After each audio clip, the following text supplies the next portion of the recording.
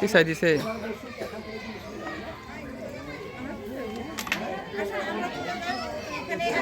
ওটা আপনার মোহরিটা আগে বলে রাখবেন না।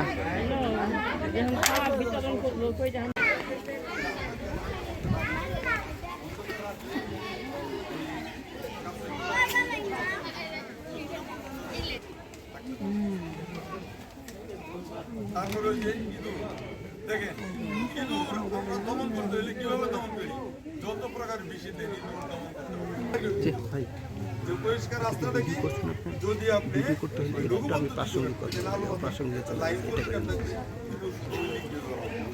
AW পদ্ধতি, AWD, এই তিনটে হইলে ইংরেজি তিনটা ওয়ার্ড, তিনটা অক্ষর, তিনটা বর্ণ, তিনটা লেটার।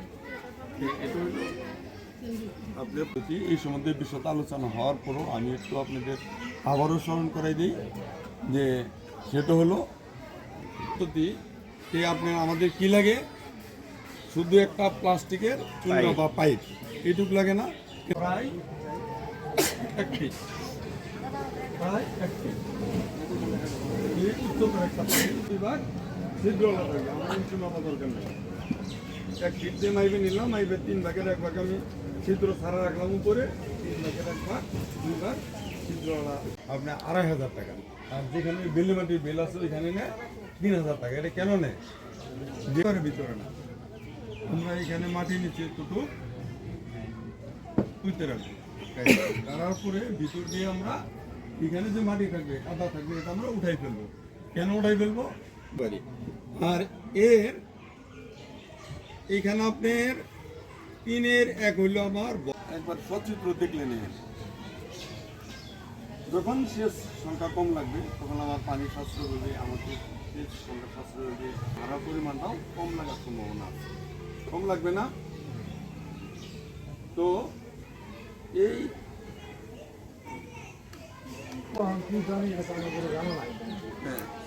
ধন্যবাদ।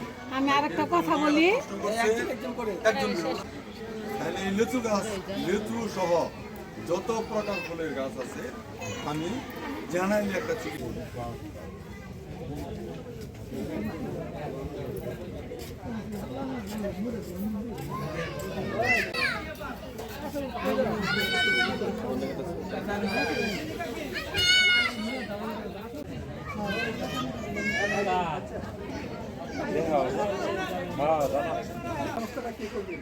পিছাই দিছে